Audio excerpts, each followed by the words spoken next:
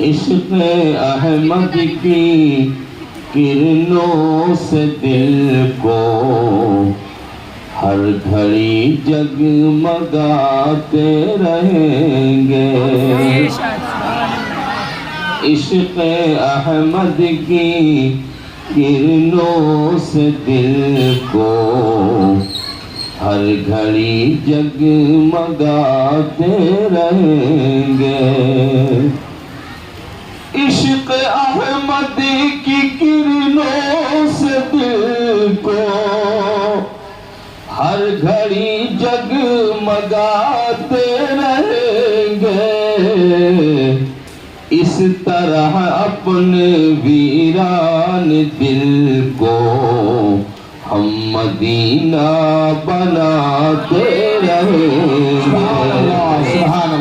اس طرح اپنے ویران دل کو ہم مدینہ بناتے رہیں گے.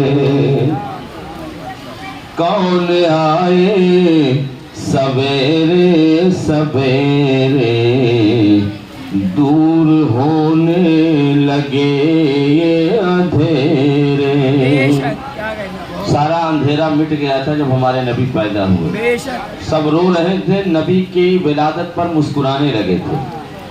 کل بھی مسکرا رہے تھے، آج بھی صبح قیامت تک مسکراتے رہیں گے، کیونکہ میرے نبی نے گرتوں کو اٹھایا ہے، جلتوں کو جلایا ہے، ڈوبتوں کو تیرایا ہے، مصیبت زدوں کی مصیبت دور فرمائی ہے. کون آئے سویرے سویرے دور ہونے لگے یہ اندھیرے. کہہ رہے ہیں یہ مجبور بے کس دیکھو آئے ہیں سرکار میرے. سبحان اللہ. کہہ رہے ہیں یہ مجبور بے کس دیکھو آئے ہیں سرکار میرے. جتنا رونا تھا ہم رو لیے ہیں، اب صدا مسکراتے رہیں گے. جتنا رونا تھا ہم رو لیے ہیں، اب صدا مسکراتے رہیں گے. اور یہ بہت مشہور شعر آپ سب کو یاد ہوگا.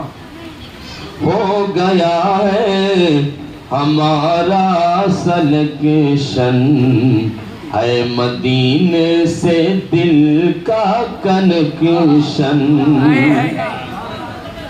ہو گیا ہے ہمارا سلیکشن، ہے مدینے سے دل کا کنیکشن. ہم ڈبے بریلی ہے انجن، اور مدینہ ہے نورانی جنکشن. ہم ڈبے بریلی ہے انجن، اور مدینہ ہے نورانی جنکشن. توڑ کر سارے نجدی کے سگنل ہم مدینے کو جاتے رہیں گے. توڑ کر سارے نجدی کے سگنل ہم مدینے کو جاتے رہیں گے. اس طرح اپنے ویران دل کو ہم مدینہ بناتے رہیں گے.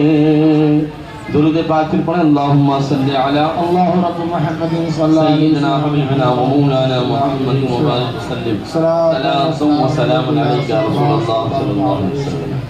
اللہ تعالیٰ نے اپنے بلیغ کلام میں حضور پاک صاحب الاولاد صلی اللہ علیہ وسلم کی اہل بیت اطہار کی تعریف بیان فرماتے ہوئے ارشاد فرمایا ہے انما یرید اللہ لیتم عنكم الرجس أهل البيت.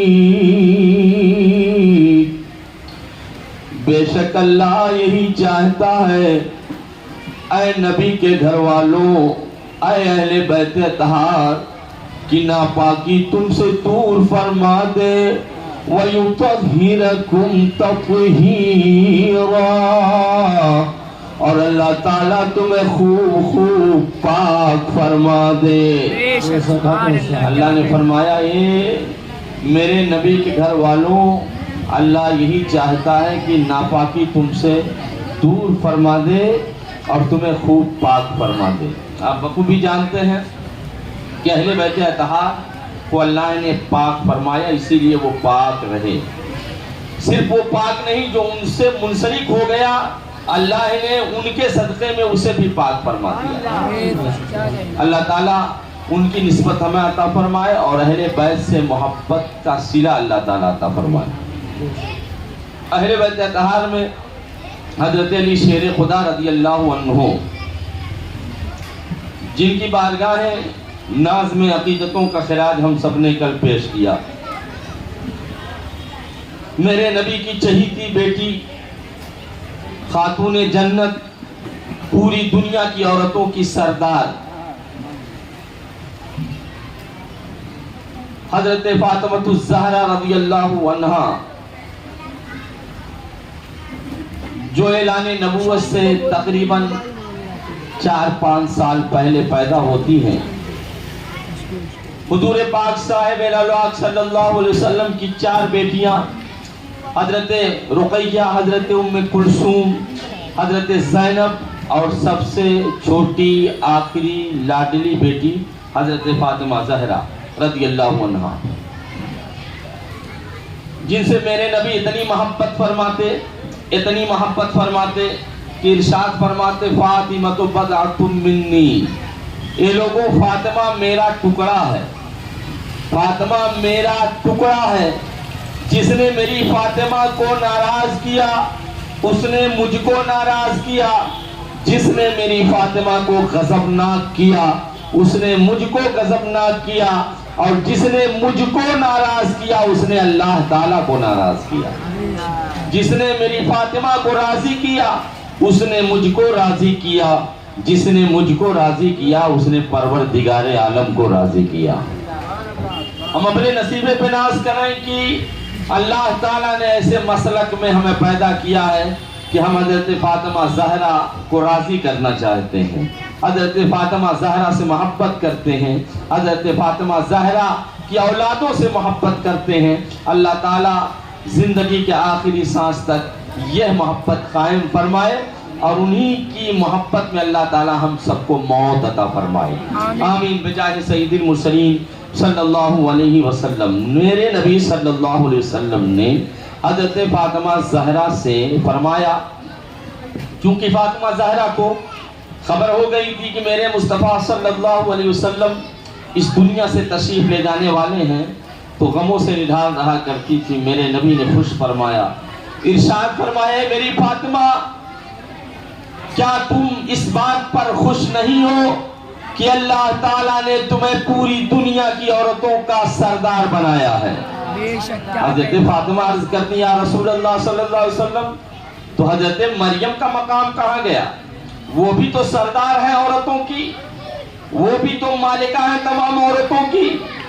میرے نبی نے فرمایا اے فاطمہ، حضرت مریم اپنے زمانے کی عورتوں کی سردار ہے، لیکن اللہ تعالیٰ نے تمہیں ہر زمانے کی عورتوں کا سردار بنایا ہے. نعرہ تکبیر، نعرہ رسالت، نعرہ رسالت، جلسہ شہدائے کربلا، نعرہ تکبیر، نعرہ رسالت.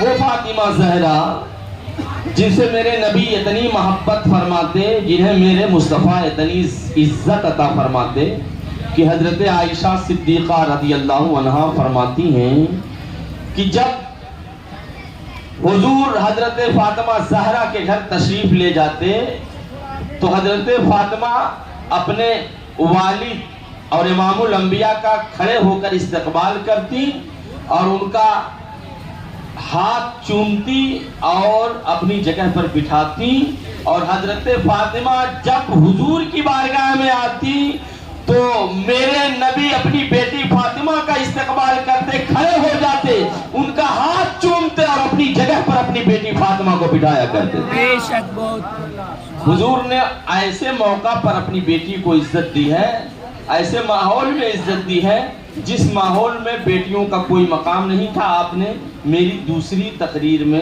سماعت کیا اور بار بار سنتے رہتے ہیں۔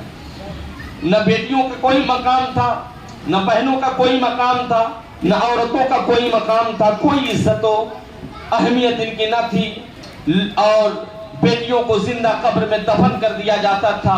خوشیاں منائی جاتی تھی، میں باپ ہو کر اپنی بیٹی کو دفن کر کے آیا ہوں، لیکن حضور نے ایسے ماحول میں اپنی بیٹی کو ایسی عزت دی ہے کہ ان کے آنے پر کھڑے ہو جاتے، ان کا استقبال کرتے، ان کا ہاتھ چومتے، اپنی جگہ پر بٹھاتے۔ اب جب میرے نبی کا یہ عمل لوگوں نے دیکھا، پہلے لوگوں کو بیٹیوں سے نفرت تھی، میرے نبی کا عمل دیکھ کر کے لوگ اپنی بیٹیوں سے محبت کرنے لگے ہیں۔ سبحان اللہ، بہت کرم سب پہ ہے، کوئی ہو کہیں ہو تم ایسے رحمت للعالمین ہو، جدھر جدھر بھی گئے وہ کرم ہی کرتے گئے، کسی نے مانگا نہ مانگا وہ جھولی بھرتے گئے۔ ہمارے نبی صلی اللہ علیہ وسلم حضرت فاطمہ زہرا رضی اللہ عنہا سے بڑی محبت فرمایا کرتے تھے۔ حضور پاک صاحب اولاد صلی اللہ علیہ وسلم نے حضرت فاطمہ زہرا سے حضرت فاطمہ زہرا رضی اللہ عنہا سے فرمایا، اے فاطمہ بھوکی رہ کر کے اپنے رب کی رضا حاصل کرتی رہو، جنت کے دروازے کو کھٹکھٹاتی رہو۔ یہی وجہ ہے کہ حضرت فاطمہ زہرا رضی اللہ عنہا خود بھوکی رہتی تھی لیکن بھوکوں کو کھانا کھلایا کرتی تھی۔ حضرت فاطمہ زہرا رضی اللہ عنہا جن کی شان یہ ہے کہ حضور پاک صاحب اولاد صلی اللہ علیہ وسلم کی بارگاہ میں ایک شخص نے اسلام قبول کیا۔ حضور نے حضرت سلمان فارسی کو حکم دیا، جاؤ مدینے کی گلیوں میں کسی کے گھر سے کھانا مانگ کر لاؤ تاکہ 9 مسلم مہمان کو کھانا کھلا دیا جائے۔ حضرت سلمان فارسی کہتے ہیں، میں نے کئی گھروں کا دروازہ کھٹکھٹایا لیکن تنگ دستی کا شکار تھے صحابہ، کسی کے گھر سے کھانا میسر نہیں آیا کیونکہ موجود نہیں تھا۔ چلتے چلتے میں فاطمہ زہرا کے گھر پہنچتا ہوں، حضرت فاطمہ زہرا کے دروازے کو میں نے دستک دی، انہوں نے آواز دی، کون؟ میں نے کہا میں آپ کا غلام، آپ کے نبی کا غلام سلمان فارسی ہوں۔ کیوں آئے ہو؟ مصطفیٰ کریم نے بھیجا ہے کہ ان کی بارگاہ میں آنے والے مہمان کو کھانا چاہیے۔ کئی گھروں میں گیا لیکن کھانا نہ مل سکا۔ اے نبی کی شہزادی، اگر آپ کے پاس کھانا میسر ہو، کھانے کی کوئی چیز مہیا ہو تو عطا فرما دیں۔ حضرت فاطمہ زہرا نے فرمایا کہ کئی دنوں سے میرا فاقہ چل رہا ہے، میرے پاس کھانے کی کوئی چیز نہیں، لیکن یہ میرا گھر ہے، یہ اہل بیت نبوت کا گھر ہے، ہمارے دروازے پر کوئی سائل آئے خالی جھولی چلا واپس چلا جائے، یہ ہمارے گھرانے کی بدنامی ہے، یہ ہماری شان کے خلاف ہے۔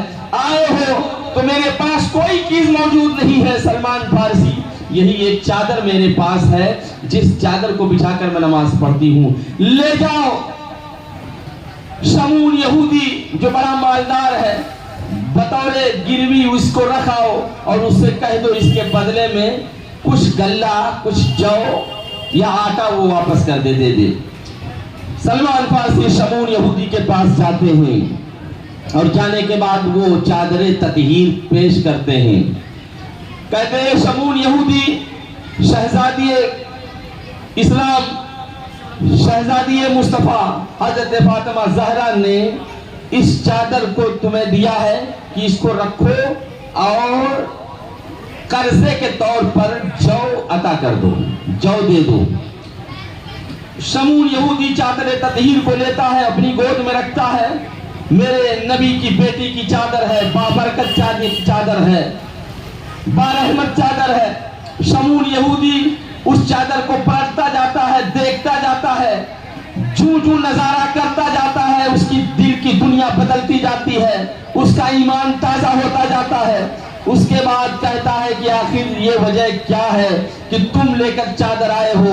حضرت سلمان فارسی نے پورا واقعہ بیان کر دیا کہ میرے نبی کے مہمان کو کھانا کھلانا ہے۔ تو حضرت فاطمہ زہرا جو خود بھوکی ہے، وہ انہیں کھانا دینے کے لیے چادر دے کر کے بطور قرض جو مانگ رہی ہے۔ شمول یہودی کی آنکھوں میں آنسو آ گئے، کہا میں نے پچھلی کتابوں میں پڑھا ہے کہ جو نبی کے گھر والے ہیں وہ خود بھوکے رہیں گے مگر وہ دوسروں کو کھانا کھلائیں گے۔ اور شمول یہودی جس کے دل کی دنیا بدل گئی تھی، اس نے چادر کو چوما، اپنے سر پر رکھا، کہا سلمان فارسی ابھی تک تم مجھ کو یہودی سمجھتے تھے مگر یہودی نہ سمجھنا، میں اس چادر کو گواہ بنا کر کے اسلام کا کلمہ پڑھتا ہوں، میں مسلمان بن جاتا ہوں۔ اس نے اسلام قبول کر لیا، اشہد ان لا الہ الا اللہ واشہد ان محمدا عبدہ ورسولہ۔ چادر اس نے واپس کر دی اور جو دے دیا، کہا یہ میری طرف سے ہدیہ ہے۔ حضرت فاطمہ زہرا نے چکی میں اس جو کو پیسا، جتنا جو تھا اس کا آٹا بنا اور جتنا آٹا تھا اس کی روٹی بنائی۔ خود بھوکی تھی، کھانا کھا سکتی تھی، ان کا اپنا جو تھا، انہیں خود ملا ہوا تھا۔ ایک روٹی کھا لیتی، آدھی روٹی کھا لیتی، چلو ایک روٹی کا ایک ٹکڑا کھا لیتی، ساری روٹیاں سلمان فارسی کو عطا کی، کہا جاؤ بارگاہ مصطفیٰ میں پیش کر دو۔ حضرت سلمان فارسی عرض کرتے ہیں کہ آپ خود بھوکی ہیں تو آپ بھی کھا لیجئے، کافی روٹیاں اکٹھا ہو گئی ہیں۔ فرمایا نہیں، یہ میں نے مانگا ہے میرے مصطفیٰ کے در دولت پر موجود بھوکوں کے لیے، انہی بھوکوں کا یہ کھانا ہے، لے کر چلے جاؤ۔ حضرت سلمان فارسی روٹیاں لے کر بارگاہ مصطفیٰ میں حاضر ہوتے ہیں، سارا واقعہ بیان کر دیتے کہ آپ کی بیٹی 3 دنوں سے فاقہ میں ہے، 3 دن کی بھوکی ہے، مگر انہوں نے یہ ساری روٹیاں آپ کے دربار میں بھیجی ہیں تاکہ آپ اپنے دربار کے بھوکوں کو کھانا کھلا دیں۔ میرے نبی نے سب کو کھانا کھلا دیا اور اس کے بعد خرامہ خرامہ اپنی بیٹی کے گھر تشریف لائے اور اپنی بیٹی کا چہرہ دیکھا، بھوک سے نڈھال تھیں۔ آپ نے ان کے سر پہ اپنا ہاتھ رکھا اور فرمایا اے میری بیٹی، اسی طرح بھوک سے اپنے رب کی جنت کا دروازہ کھٹکھٹایا کرو۔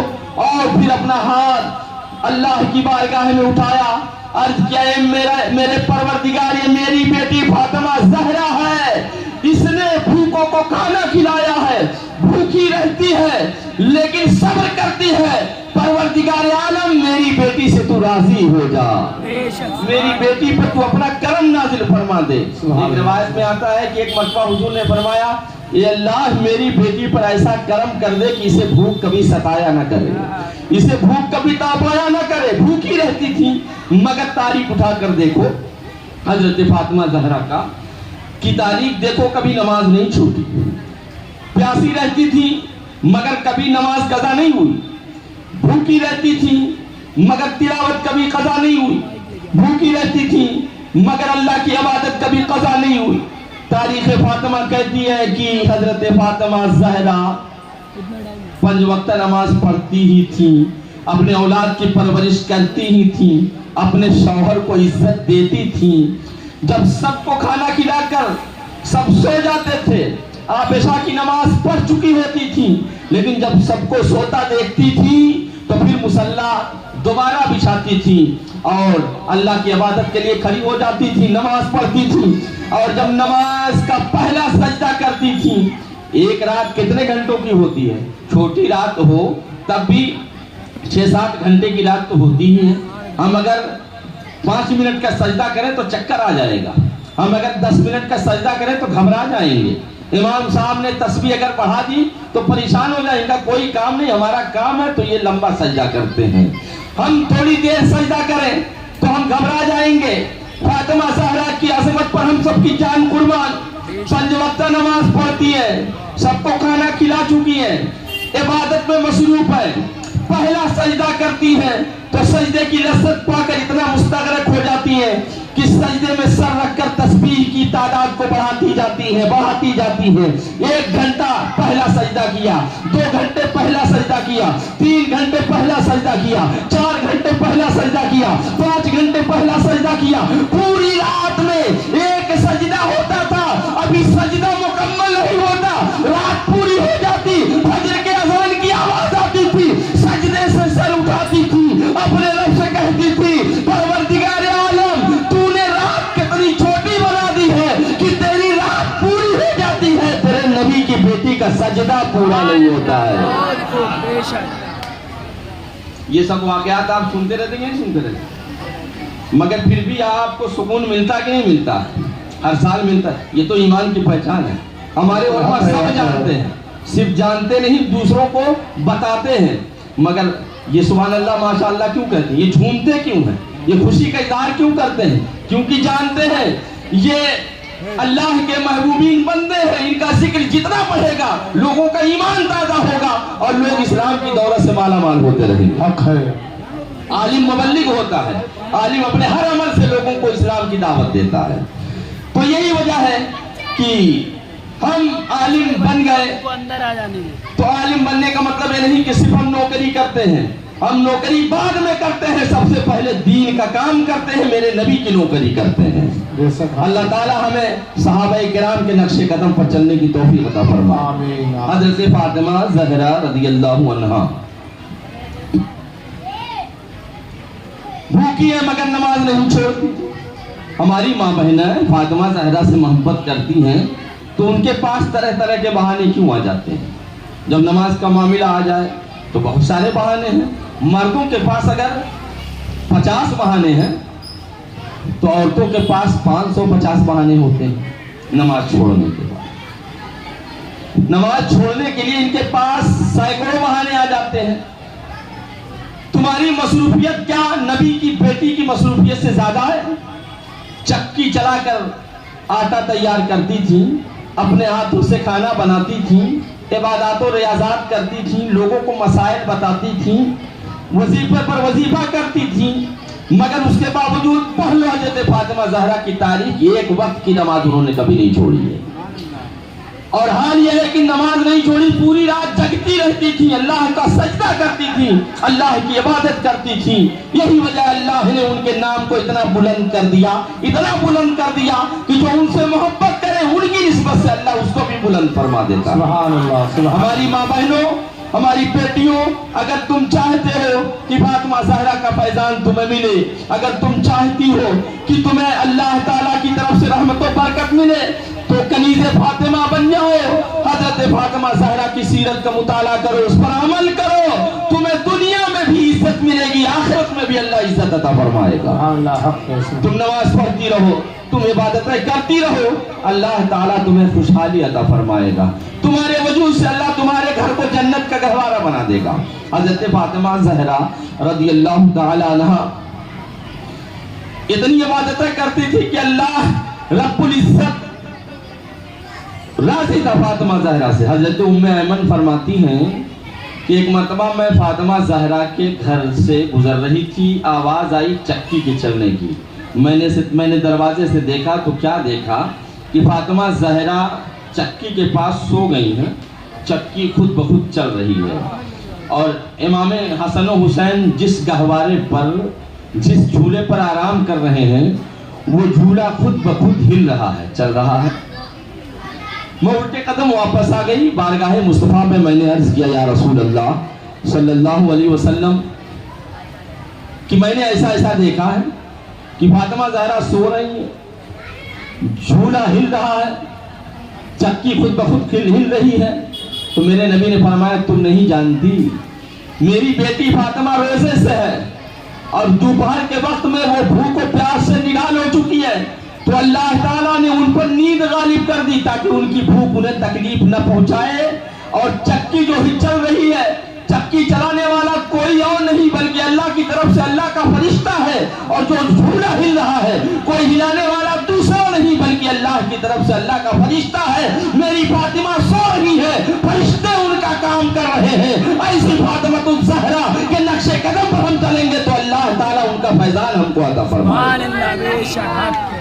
हजरत फातिमा ज़हरा रज़ी अल्लाह ताला अन्हा कितनी बाबरकत है, उसके बावजूद आपने अपने वजूद पाक से हम और हमारे घर की बेटियों को, बहनों को, हमारे घर की औरतों को ये पैगाम दिया है कि तुम कहीं भी किसी हाल में रहो, हर हाल में शरीयत की पासदारी करती रहो, बेशक हर हाल में शरीयत की पासदारी करती रहो।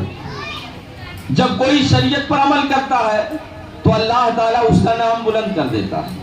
फातिमा ज़हरा इतनी बापर्दा थी कि चाँद और सूरज ने कभी उनका चेहरा नहीं देखा, यानी सर को कभी आपने खुले चेहरे के साथ आसमान की तरफ नहीं देखा था कि कहीं मुझे चांद न देख ले, कहीं मुझे सूरज न देख ले। जिनका आंचल न देखा महो महर ने उस रिदाए लताफत पे लाखों सलाम। सुभान अल्लाह, सुभान अल्लाह। नारे तकबीर, नारे रिसालत, जलसे शहदाए करबला, नारे तकबीर, नारे रिसालत, रिदाए फातिमा।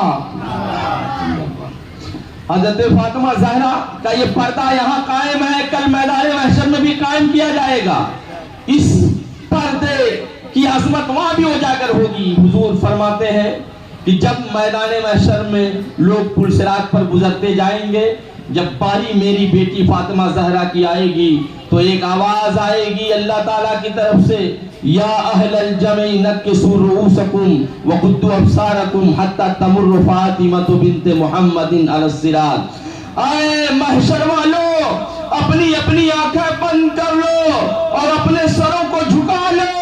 नबी की बेटी फातिमा ज़हरा का पुल सिरात से गुजर होने वाला है। सब अपनी आंखें बंद कर लेंगे, सरों को झुका लेंगे। हुजूर फरमाते हैं फिर 70,000 हूरों की आड़ में फातिमा ज़हरा बिजली की तरह पुल सिरात पार कर जाएंगी।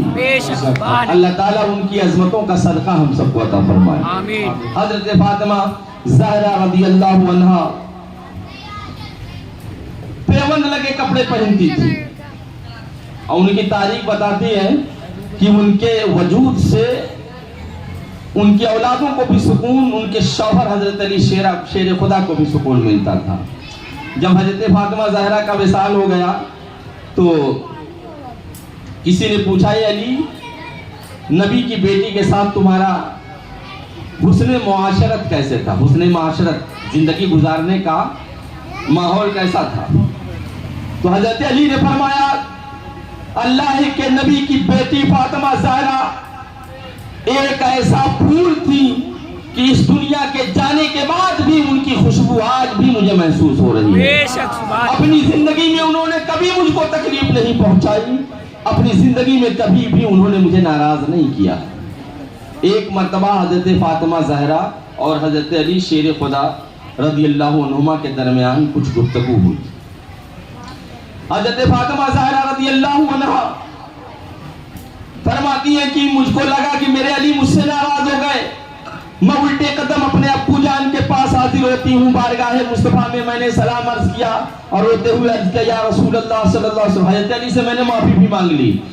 बारगाह नबी में अर्ज किया मैंने, या रसूल अल्लाह सल्लल्लाहु अलैहि वसल्लम, मुझ में और अली में कुछ गुफ्तगू हुई, बात ज्यादा बढ़ गई। मुझको ऐसा लगा कि हजरत अली नाराज है, मैंने माफी मांग ली है, फिर भी मेरे दिल को चैन नहीं आपकी बारगाह में हाजिर हुई। क्या अल्लाह ने मुझे माफ कर दिया? आज का बाप होता, थोड़ा भी हैसियत वाला होता तो कहता माफी मांगने की कोई जरूरत नहीं, तू जैसे चल रही चल, जो होगा मैं देख लूंगा। बाप की ये बोली अपनी बेटी के घर को बर्बाद करने के लिए काफी होती है। सबसे बड़े बाप है हमारे नबी, फातिमा ज़हरा के बाप। हमारे नबी सबसे बड़े बाप हैं अपने बच्चों के, उनसे बड़ा बाप किसका हो सकता है? मेरे नबी की बारगाह में जब हजरत फातिमा ज़हरा ने अर्ज किया, या रसूल अल्लाह, क्या मेरे अल्लाह ने मुझको माफ कर दिया? तो हुजूर ने फरमाया, मेरी बेटी फातिमा, अच्छा हुआ कि तुमने अपने शौहर से माफी मांग ली, क्योंकि शौहर जब तक नाराज रहता है औरत से खुदा नाराज रहता है, और शौहर जब तक राजी रहता है तब तक उसकी औरत से खुदा राजी रहता है। और उसी मौके पर हुजूर ने यह भी फरमाया था कि अगर شوہر حکم دے دے کہ پہاڑ کے رنگ کو بدل دے، یعنی سفید ہے تو سرخ کر دے اور سرخ ہے تو اسے سفید بنا دے، حالانکہ آسان نہیں کہ پہاڑ کے رنگ کو بدلا جائے۔ فرمایا میرے نبی نے اگر حکم دے دے شوہر تو عورت اس کام میں لگ جائے کہ شوہر نے حکم دیا ہے، چاہے وہ کام کر پائے نہ کر پائے، لیکن اپنے شوہر کی اتباع کرے، اس کے حکم کو ماننے کی کوشش کرے۔ میرے نبی کے یہ اقوال ہماری عورتوں کو اپنے ذہن و فکر میں رکھنا چاہیے۔ لیکن ایک بات اور یاد رہے کہ جہاں شریعت نے عورتوں کے حقوق متعین کیے ہیں، وہیں پر شوہروں کے بھی حقوق متعین کیے ہیں۔ شریعت نے دونوں کا مقام بتایا ہے۔ بیوی شوہر کو عزت دے اور شوہر اپنی بیویوں کا لحاظ کرے، ان کے حق کی پاسداری کرے، ان کے حقوق کو پورا کرتا رہے۔ میرے نبی نے فرمایا کہ بہترین آدمی وہ ہے، اور بیویوں کا حق یہ ہے مردوں پر کہ جو کھائے اسے کھلائے، جو پہنے اسے پہنائے۔ جو پہنے اسے پہنائے کا مطلب یہ سمجھ لے کہ مرد پینٹ پہنتا ہے تو اس کو بھی پہنائے، جو پہنتا ہے اس کا مطلب یہ سمجھے کہ مرد ٹی شرٹ میں چل رہا ہے، شرٹ میں چل رہا ہے تو اس کو بھی پہنائے، اسلامی لبادہ پہنائے، جو پہنے اسے پہنائے کا مطلب یہ ہے کہ جتنی قیمت کا خود پہننا چاہتا ہے اتنی ہی قیمت کا اپنی بیوی کو بھی پہنانا چاہتا ہے، بے شک بہت، اور اس کے حقوق کی پاسداری کرتا رہے۔ میرے نبی نے فرمایا خیرکم خیرکم من اہلہ، تم میں سب سے بہتر وہ ہے جو اپنی بیوی کے حق میں بہتر ہو۔ یعنی اگر معاشرے میں کسی کے بارے میں معلوم کرنا ہو یہ آدمی اچھا ہے کہ نہیں، تو یہ پتہ لگا لو کہ اس کی بیوی اس کو اچھا مانتی ہے کہ نہیں۔ اگر اس کی بیوی اس کو اچھا مانتی ہے تو سمجھ لو پورے معاشرے کے لیے وہ اچھا ہے، اور اگر بیوی ہی اس کو اچھا نہیں مانتی ہے تو معاشرے کے دوسرے فرد کے لیے وہ اچھا نہیں ہو سکتا ہے۔ تو دونوں کے حقوق ہے، دونوں کے حقوق ہے، اور دونوں کو ایک دوسرے کے حقوق پر عمل کرنا ہوگا۔ اللہ فرماتا ہن لباس لکم وانتم لباس لہم، عورتیں تمہارا لباس ہے اور تم عورتوں کا لباس ہو۔ جس طرح سے لباس کو عزت دی جاتی ہے اسی طرح ایک شوہر اپنی بیوی کو عزت دے، جس طرح لباس کو صاف ستھرا رکھا جاتا ہے، اہمیت دی جاتی ہے، اسی طرح سے ایک عورت اپنے شوہر کو عزت دیتی رہے۔ ہمارے اسلام مذہب اسلام نے جو حقوق متعین کیے ہیں اس پر عمل پیرا ہو جائے تو گھر جہنم کا گہوارہ نہیں بلکہ جنت کا گہوارہ بن جائے گا۔ اس لیے شادیوں سے پہلے اپنی اولادوں کو، چاہے بیٹا ہو یا بیٹی، سب کو ایک دوسروں کے حقوق بتا دینے چاہیے تاکہ شریعت پر چلتے ہوئے وہ اپنے گھر میں سکون سے رہے۔ اگر شوہر ہے تو بیوی سے محبت سے پیش آئے، بیوی ہے تو شوہر کو عزت دے، چونکہ شوہر اور بیوی دونوں نئے رشتے سے منسلک ہوتے ہیں۔ پھر اس کے بعد نئی ماں آتی ہے، نیا باپ آتا ہے، ادھر سے بھی آتا ہے ادھر سے بھی آتا ہے۔ اکثر و بیشتر اگر بیوی اپنے ساس سسر سے دور ہونے کی کوشش کرے تو شوہر ناراض ہو جاتا ہے، کہتا ہے کہ تم نے میرے باپ کو اپنا باپ نہیں سمجھا، میری ماں کو اپنی ماں تم نے نہیں سمجھی، تم میرے لائق نہیں، وغیرہ وغیرہ۔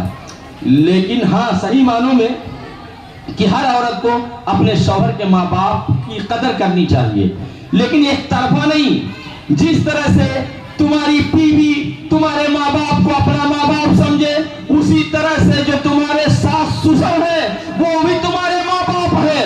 تمہارا بھی فرض ہے اپنے ساس سسر کے سے محبت کرو، ان کو عزت دیتے رہو۔ لیکن بات بات پر انہیں گالی دی جاتی ہے، انہیں تانے دیے جاتے ہیں، شریعت اس کی اجازت نہیں دیتا ہے۔ تمہاری بیوی تمہارے ماں باپ کو عزت دے، تم اپنی بیوی کے ماں باپ کو عزت دو، تمہارے گھر کا ماحول کبھی خراب نہیں ہو سکتا ہے۔ تمہاری بیوی تمہارے رشتہ داروں کو عزت دے، تم اپنی بیوی کے رشتہ داروں کو عزت دو، تمہارے گھر کا ماحول کبھی خراب ہو ہی نہیں سکتا ہے۔ حضور پاک صاحب اولاد صلی اللہ علیہ وسلم کی مقدس بیٹی حضرت فاطمہ زہرا رضی اللہ تعالی عنہا، جن کے حوالے سے حضرت علی کہتے ہیں کہ انہوں نے مجھ کو کبھی بھی کوئی بھی تکلیف نہیں پہنچائی ہے۔ ان کے نقش قدم پر ہماری ماں بہنوں کو چلنے کی ضرورت ہے، ان کی سیرت کا جامہ پہننے کی ضرورت ہے، اور ان کی زندگی کو اپنے لیے نمونہ عمل بنانے کی ضرورت ہے۔ حضرت فاطمہ زہرا رضی اللہ عنہا جن کا نکاح میرے نبی نے اللہ کے حکم سے حضرت علی شیر خدا رضی اللہ تعالی عنہ سے فرمایا تھا۔ برادران اسلام، میں نے سوچا تھا کہ آج حضرت فاطمہ زہرا اور ان کے بڑے شہزادے حضرت امام حسن کے حوالے سے کچھ باتیں کروں گا، کیونکہ اس کے بعد آج 8ویں تقریر تھی، 9ویں 10ویں 11ویں یعنی 3 تقریریں بچی ہیں، اور پورے واقعات کربلا میں چاہتا ہوں کہ آپ کے گوش گزار کر دوں۔ تو مختصر میں بیان کروں کہ حضرت امام حسن مجتبی رضی اللہ عنہ جو حضرت فاطمہ زہرا کے لخت جگر ہیں، نور نظر ہیں اور ہمارے نبی کے نواسہ ہیں، جو 15 رمضان مبارک 3 ہجری میں پیدا ہوئے۔ آپ کے ولادت، آپ کی پیدائش کی خوشخبری حضرت اسما نے بارگاہ نبی میں پیش کی۔ میرے نبی خوش ہوئے اور اپنی بیٹی کے گھر تشریف لے گئے، اپنی بیٹی کے گھر تشریف لائے اور فرمایا میرے نواسے کو میری گود میں دیا جائے۔ حضرت حسن مجتبی کو حضور پاک صلی اللہ علیہ وسلم کی مبارک گود میں رکھا گیا۔ میرے نبی نے اپنے نواسے کو چوما اور چومنے کے بعد داہنے کان میں اذان پڑھی، بائیں کان میں تکبیر پڑھی۔ یہ حسن مجتبی اور امام حسین کا مقام ہے۔ ہمارے گھر بچے پیدا ہوتے ہیں تو ہمارے امام صاحب اذان پڑھتے ہیں، ہمارے بانی صاحب اذان پڑھتے ہیں، ہمارے حافظ صاحب اذان پڑھتے ہیں، ہمارے مولانا صاحب اذان پڑھتے ہیں۔ حسن مجتبی حسین پاک، آپ کی عظمت پر ہم سب کی جان قربان، جو اذان لے کر آئے ہیں آج وہ نبی آپ کے کانوں میں اذان پڑھ رہے ہیں۔ نعرہ تکبیر، نعرہ رسالت، جلسہ شہدائے کربلا، جلسہ شہدائے کربلا، مولانا طاہر القادری صاحب قبلہ، نعرہ تکبیر، نعرہ رسالت۔ حضور پاک نے اذان پڑھی، تکبیر دی اور اس کے بعد فرمائے اے علی، اپنے بیٹے کا نام تم نے کیا رکھا؟ حضرت علی نے عرض کیا یا رسول اللہ، آپ کے ہوتے ہوئے میری کیا مجال، میں نام رکھ دوں؟ حضور نے فرمایا علی، اپنی مرضی سے میں بھی اس کا نام نہیں رکھوں گا، وہ نام رکھوں گا جو میرا اللہ بتائے گا۔ حضرت جبریل نازل ہوئے، عرض کرتے کہ اللہ فرما رہا ہے کہ آپ اپنے نواسے کا نام حضرت ہارون علیہ السلام کے بڑے بیٹے شبر کے نام پر رکھو۔ شبر کا معنی حسن ہوتا ہے۔ تو حضور پاک نے اپنے بڑے نواسے یا کہو بڑے بیٹے، کیونکہ حضور نے فرمایا ہاذان ابنا و ابنا ابنتی، یہ دونوں میرے بھی بیٹے ہیں، میرے بیٹی کے بھی بیٹے ہیں۔ حضور نے فرمایا یہ دونوں میرے بھی بیٹے ہیں اور میری بیٹی کے بھی بیٹے ہیں۔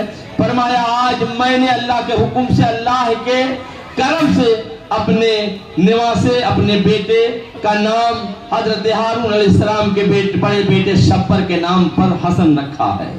اسی طرح سے امام حسین رضی اللہ عنہ کا نام آپ نے حضرت ہارون علیہ السلام کے دوسرے بیٹے شبیر کے نام پر حسین رکھا۔ شبیر کا معنی حسین ہی ہوتا ہے۔ دونوں نام اتنے بابرکت ہیں، اتنے بابرکت ہیں کہ دونوں نام اگر لیے جائیں تو اللہ بلائیں دور فرما دے۔ اس سے پہلے کسی کا نام حسن نہیں تھا، اس سے پہلے کسی کا نام حسین نہیں تھا، کیونکہ یہ دونوں نام جنت سے آئے تھے، یہ دونوں نام جنت سے آئے تھے۔ اس سے پہلے پوری تاریخ دنیا پڑھ ڈالو، کسی کا نام نہ حسن تھا، کسی کا نام نہ حسین تھا، لیکن جب میرے نبی نے اپنے نواسوں کا نام حسن و حسین رکھا تو ارشاد فرمایا ہاذان اسمان، یہ دونوں نام جنت کے نام ہے، حسن و حسین جنتی نام ہے۔ اور یہی وجہ ہے کہ حسن و حسین سے پہلے کسی کا نام حسن و حسین نہیں تھا، لیکن میرے نبی کے نواسوں نے دین پر قربانی پیش کی تو ان کے بعد آج تک جہاں دیکھو آپ کو حسن ملیں گے، حسین ملیں گے۔ لیکن یزید سے پہلے یزید بہت لوگوں کے نام تھے، یزید سے پہلے بہتوں نے اپنا نام یزید رکھا، اپنی اولادوں کا نام یزید رکھا، لیکن یہ مسلمانوں حسن و حسین سے پہلے کسی کا نام حسن حسین نہیں تھا، لیکن ان کے بعد قیامت تک حسن و حسین ملیں گے، جہاں دیکھو وہاں پر حسن و حسین ملیں گے۔ یزید بہت لوگوں کے نام تھے، لیکن یزید کی خباثت کی وجہ سے کہیں بھی جو اس کے ہوا خواہ بھی ہے وہ بھی اپنے بیٹوں کے نام یزید نہیں رکھتے، اسی لیے ہم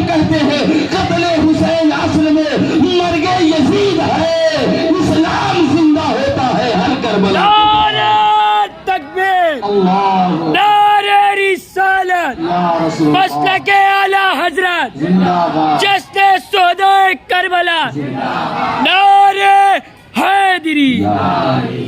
माशाअल्लाह, अल्लाह ताला हसनैन पाक के नामों की बरकत आपको अता फरमाए, हम सबको अता फरमाए। फरमाए जन्नती नाम है, और इन दोनों की अजमत का क्या कहना।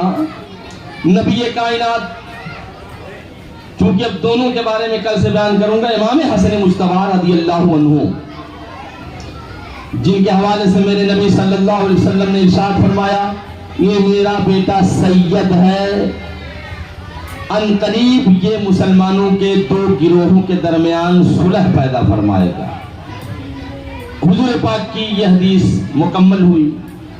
इमाम हसन रज़ियल्लाहु अन्हु, याद रहे जिस तरह से इमाम हुसैन आली मर्तबत हैं, उसी तरह इमाम हसन भी आली मर्तबत हैं, बल्कि इमाम हुसैन छोटे हैं, इमाम हसन बड़े हैं।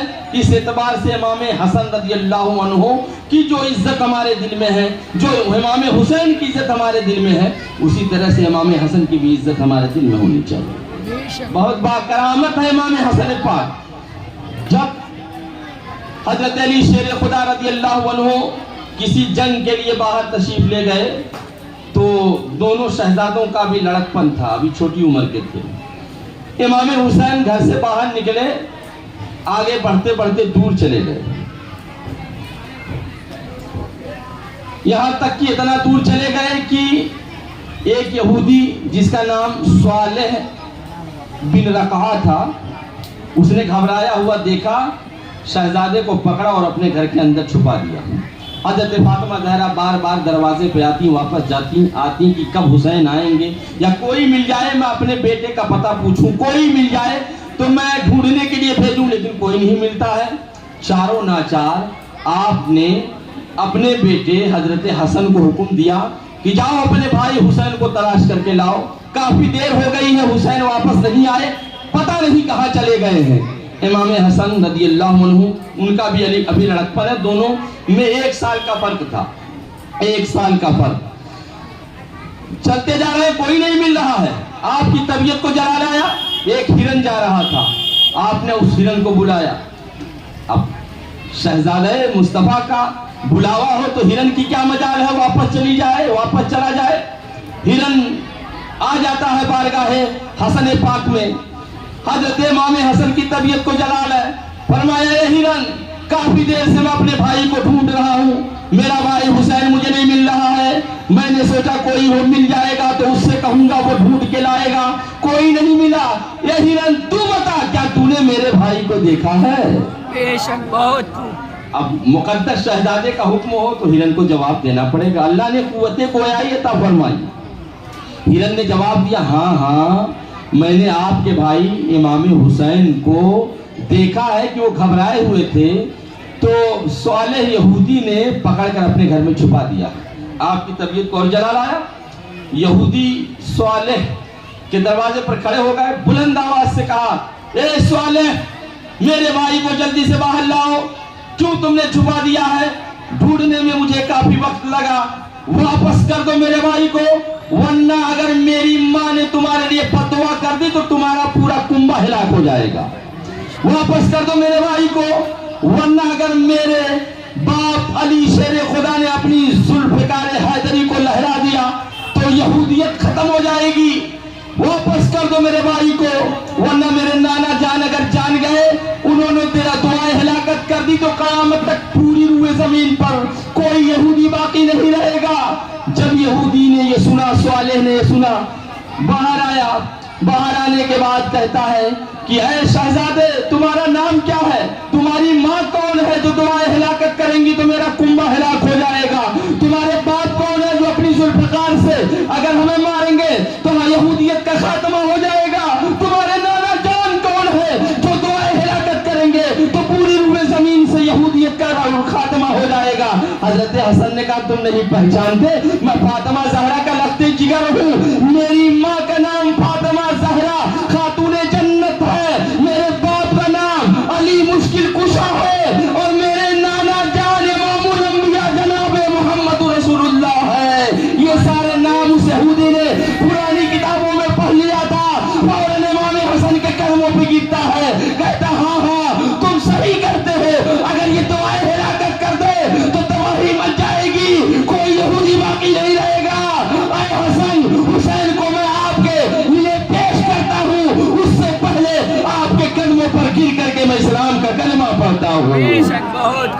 सुभान अल्लाह। इस्लाम का कलमा पढ़ लिया, मुसलमान हो गया, स्वालेह, और फिर इमाम हुसैन और हसन को खुद ले जा करके फातिमा जहरा के मुबारक दहलीज तक पहुंचाता है।